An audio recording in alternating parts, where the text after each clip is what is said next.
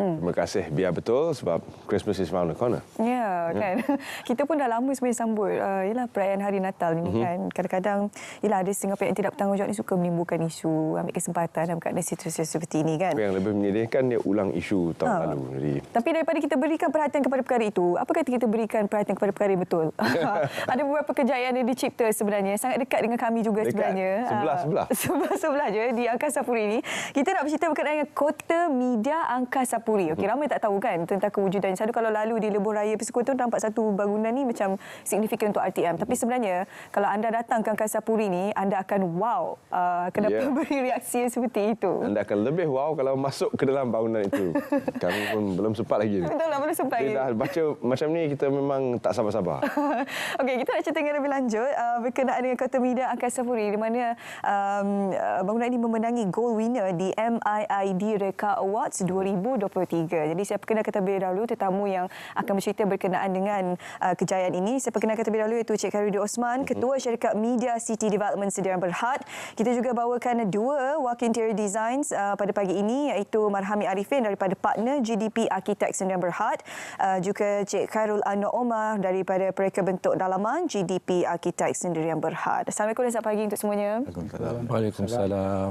Jadi kita mulakan dengan bertanya kepada Encik Khairuddin tentang konsep rekaan dalaman yang ingin sebenarnya dipersembahkan kepada orang ramai melalui rekaan yang telah pun sedia ada sekarang ini.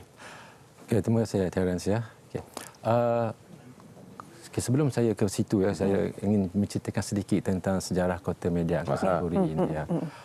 Ianya adalah satu hasrat kerajaan untuk menambah baik fasiliti dan juga infrastruktur di RTM dan juga pemodenan peralatan penyiaran RTM sendiri dengan ingat tak dulu kita nak menukar analog kepada digital dah berlaku dan kemudian kita menjadikan mengadakan HD ya, full HD penyiaran kita dan itulah sebahagian daripada pemodenan yang telah dilaksanakan yang berlaku lebih awal sebelum penyiapan bangunan Kota Media Angkasa Puri ini.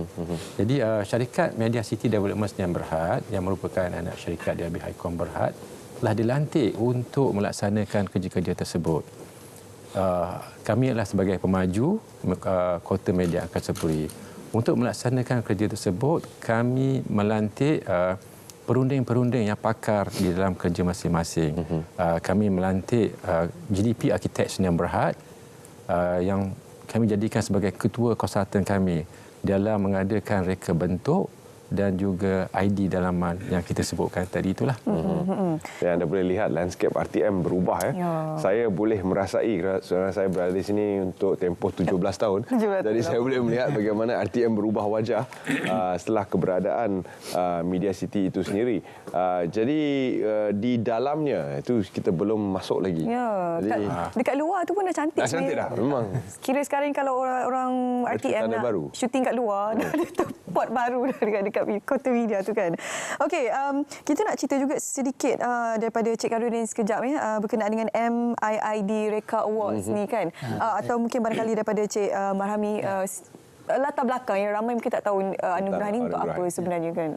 Jadi anugerah MIID Reka Awards ni adalah anjuran Malaysian Institute of Interior Designers. So dia acara tahunan dia sebagai penilaian kepada kualiti dan kreativiti industri rekaan dalaman di Malaysia ini. Kira anugerah ini adalah paling berprestij lah bagi industri ID ni. Jadi kebanyakannya penyertaan daripada kebanyakan firma-firma architects dan reka dalaman untuk dijadikan kayu pengukur lah kepada kreativiti dan desain masing-masing lah. Jadi dia ada beberapa kategori seperti institusi dan bangunan awam, pejabat korporat, hotel, F&B maknanya restoran dan retail. Jadi Media City jatuh bawah kategori? Kategori institusi dan bangunan awam.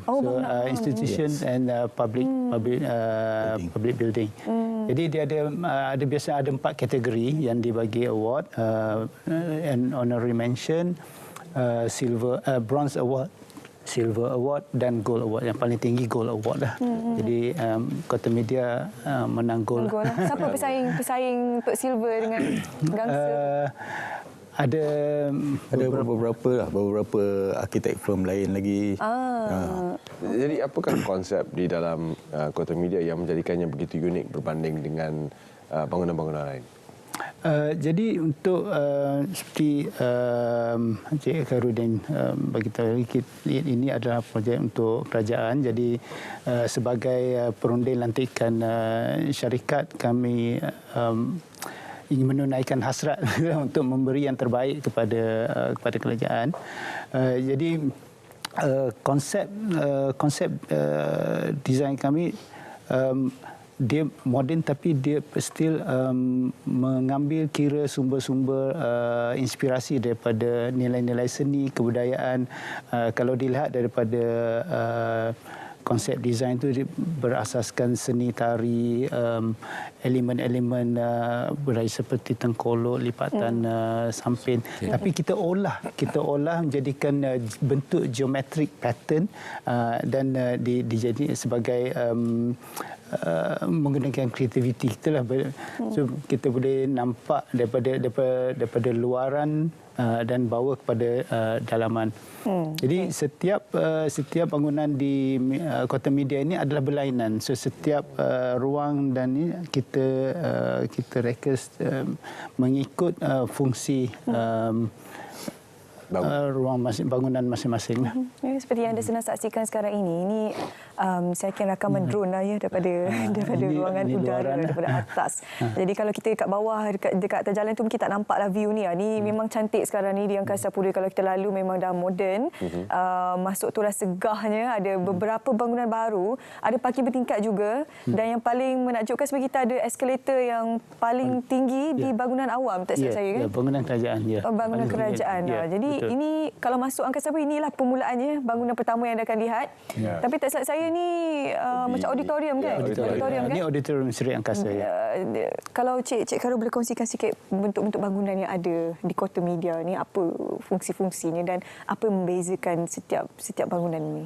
Okey, macam yang kita lihat dekat skrin sekarang ni adalah Angkasa Puri auditorium.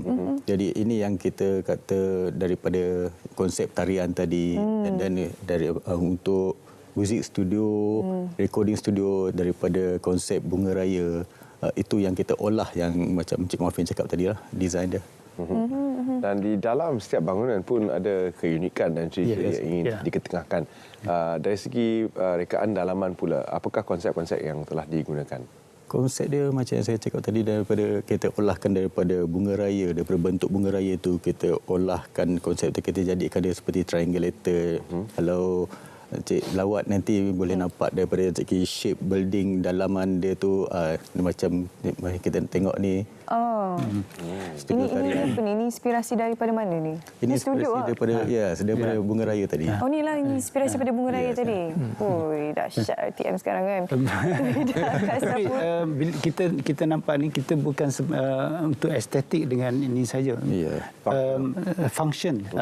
Jadi kita juga ada khidmat daripada perunding akustik, sebab setiap bentukan kemasan, sama ada dia solid atau fabrik, adalah untuk keperluan akustik juga. Sebab setiap permukaan tu sama ada dia perlu memantul bunyi ataupun menyerap bunyi.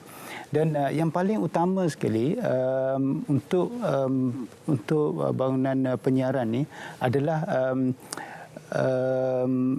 keperluan prestasi akustik yang sangat tinggi. Jadi semua bilik-bilik ini adalah kita berkonsepkan kotak dalam kotak, box in box. So setiap bilik itu dia 2 lapis. So kita ada kulit luaran, lepas tu di dalam tu ada satu lagi lapisan lantai, dinding, siling, semuanya. So ada air gap lah antara dinding, ada 2 lapisan dinding tu.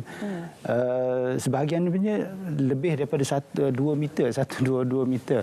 Jadi adalah untuk pengasingan bunyi. Itu yang penting, yang paling penting, sangat teknikal lah. Jadi kita pun kena integrate dengan keperluan sistem penyiaran, keperluan sistem lampu dan semuanya. Bila dilihat daripada gambar-gambar tadi, kita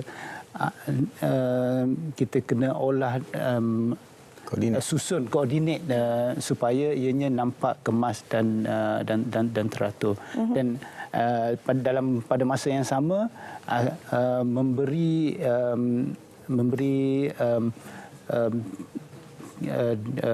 reka bentuk yang menarik dan inovatif. Jadi itu sebahagiannya adalah solusi kepada keperluan akustik untuk setiap melalui pembaharuan dan kecanggihan desain ini, apakah yang ingin ditonjolkan oleh Media City kepada bukan saja staf-staf dan pengguna RTM khasnya, tapi kepada orang ramai? Hasrat kerajaan untuk mengadakan sesuatu yang terbaik. Jadi setelah adanya Media City Development ini. Jadi apa yang kami hendak pamerkan ialah ini adalah sepatutnya menjadi tanda aras baru bagi industri penyiaran di Malaysia. Ya, dengan bangunan yang estetik dan juga dalaman dia yang juga memenuhi cantik dan memenuhi fungsi penggunaan dia sebagai pusat penyiaran. Itu yang kami nak tekankan dalam pelaksanaan Kota Media Angkasa Puri ini. Saya difahamkan Kota Media ini bukan untuk pengkhususan penggunaan kepada staf-staf di Angkasa Puri sahaja, tapi juga boleh diguna pakai untuk mereka yang daripada produksi luar yang ialah barangkali ingin melakukan penggambaran dan sebagainya. Jadi fasiliti Media City ini akan memberi manfaat kepada semualah. Jadi kalau Encik Khairuddin boleh kongsikan setakat ialah secara rasminya bangunan Kota Media Angkasa Puri ini diguna pakai, apa agaknya antara respon pengguna-pengguna, kalau boleh kongsikan setakat ini? Wah, saya sebagai pemaju, biasanya pengguna akan datang kepada saya memberitahu bahawa kekurangan di sini, kekurangan di sana. Tapi alhamdulillah setakat ini apabila kami mula menggunakan auditorium yang megah tersebut, makluman yang balas ialah ini adalah satu yang bagus dengan sistem bunyi yang terbaik dan juga segala aktiviti yang dijalankan dalam auditorium tersebut boleh jalan dengan lancar kerana sistem sokongan penyiaran semuanya ada di situ, lengkap. Ya. Satu perjalanan yang agak lama untuk melihat bahawa Kota Media siap. Lebih daripada 15 tahun mungkin dari segi konsep dan ideanya sehingga permulaan pembinaan dan sebagainya. Mungkin perjalanan yang begitu jauh dan alhamdulillah ia telah selesai dengan pelbagai rekaan yang berjaya memenangi anugerah dan ia merupakan satu kebanggaan untuk RTM dan juga kerajaan melihat kepada kecanggihan dan reka bentuknya yang menjadi mercutanda baru di kawasan ini. Untuk Cik Marmisi, adakah ialah dengan pembinaan Kota Media Angkasa Puri ini memang sudah pun menjangkakan untuk memenangi sebarang anugerah di MID, ataupun sebenarnya ni kebetulan kita cuma lakukan kerja yang terbaik kemudian rezekinya datang? Macam mana daripada permulaannya? Kita sentiasa melakukan yang terbaik. Jadi penyertaan apabila kita menyiapkan sesuatu rekaan dan dia terbina, itu satu kejayaan lah. Jadi kita di JDP Architect sentiasa memberi yang terbaik, memberi desain yang inovatif, yang menggunakan hasil kreativiti saya dengan pasukan saya dan juga dengan sokongan syarikat sepenuhnya lah. Jadi anugerah ini adalah satu ukuran untuk kita melihat tanda aras kita punya kreativiti dan desain lah. Jadi macam tahun lepas pun kita ada menang macam tahun kira kita ada menang 2 track record dari GDP Architect baik lah.